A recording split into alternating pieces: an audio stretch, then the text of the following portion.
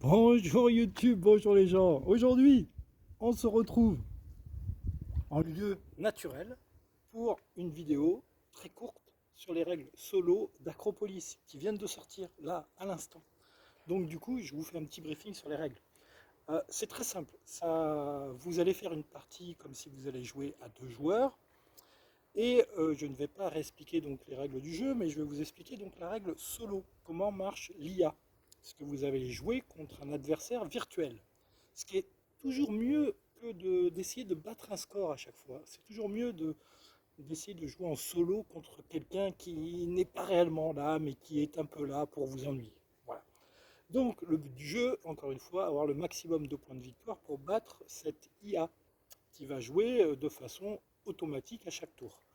Comment est-ce qu'on va procéder? Alors je ne sais pas si vous voyez bien le plateau et la disposition que j'ai fait. C'est la même configuration qu'une partie pour 2 joueurs. Et c'est très simple. Je vais démarrer avec le jeton premier joueur et je vais jouer en premier.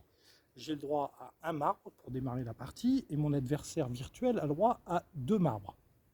Je vais jouer en premier et je vais choisir un quartier, comme d'habitude, parmi la rivière qui est devant moi. Ça ne change pas, vous avez toujours 11 piles, 11 manches, vous allez toujours faire 11 manches, et à chaque fois que vous serez le premier joueur, vous allez prendre 2 tuiles. À chaque fois que l'IA sera premier joueur, elle prendra aussi 2 tuiles dans la rivière. Comment ça se passe? Eh bien, je choisis un quartier, je le mets dans ma cité, et l'IA, comment va-t-il se comporter? Alors c'est toujours pareil, hein, j'aurais pu dépenser un marbre de plus pour prendre le quartier qui est ici, en deuxième position sur la rivière. Ce quartier ici aurait coûté 2 marbres et celui-là aurait coûté 3 marbres. Au début de la partie, je n'ai qu'un marbre, donc je ne peux prendre que cette tuile et cette tuile. Je vais donc prendre cette tuile pour 0, et mon adversaire virtuel, lui, il agit de quelle façon? Parce qu'il va prendre systématiquement, quand ça sera disponible, une place. Vous savez que les places, c'est les fameuses zones qui vont multiplier vos quartiers pour que vous puissiez scorer. Sans place, le nombre de quartiers que vous avez chez vous sera multiplié par 0 et vous n'allez pas scorer. Donc, comme une place est disponible ici en première position sur la rivière, eh bien, il va la prendre et va la poser chez lui. Alors, on ne fait pas un quartier avec l'IA, on les pose les unes par rapport aux autres. On les pose comme ça en colonne. Ensuite, vient à nouveau mon tour. J'ai le choix à nouveau entre 2 quartiers. Je vais choisir de prendre celui-là, par exemple. Voilà, je vais mettre un temple ici.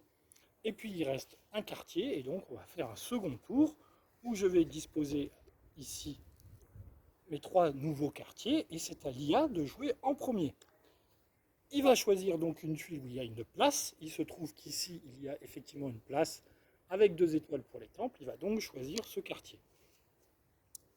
Qui était en deuxième position, donc il va payer 1. Quand l'IA paye, il paye à la banque.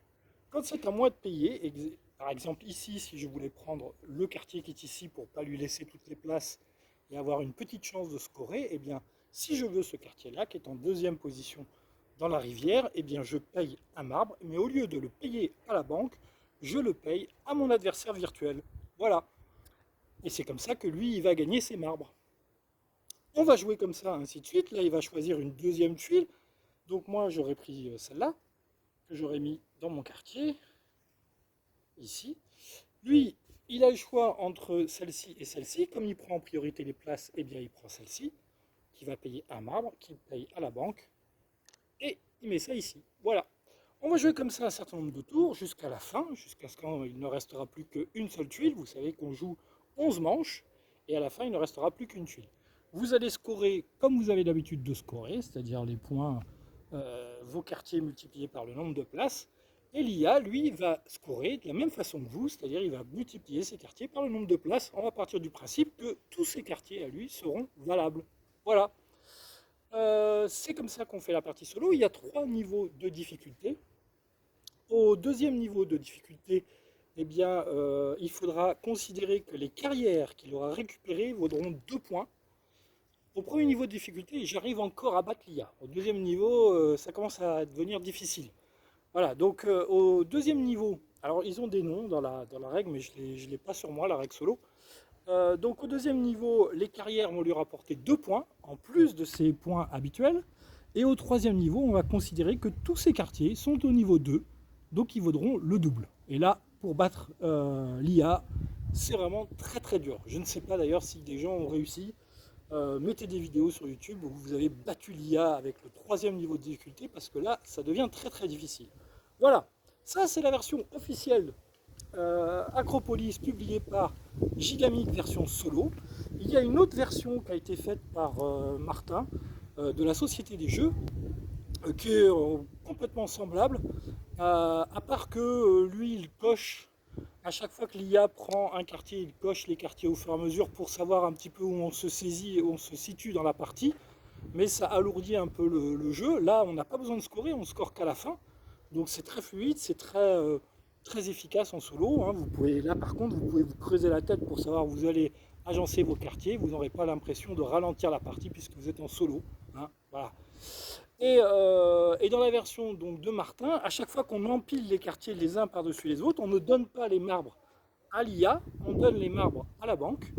Et l'IA, lui, pour gagner des marbres, eh bien, à chaque fois qu'il empile les quartiers qu'il arrive à avoir, et à chaque fois qu'il empile un quartier, là par exemple j'empile un quartier avec deux carrières, j'empile le quartier avec 2 carrières, et bien l'IA prend 2 carrières puisqu'il a empilé un quartier avec des carrières. Voilà.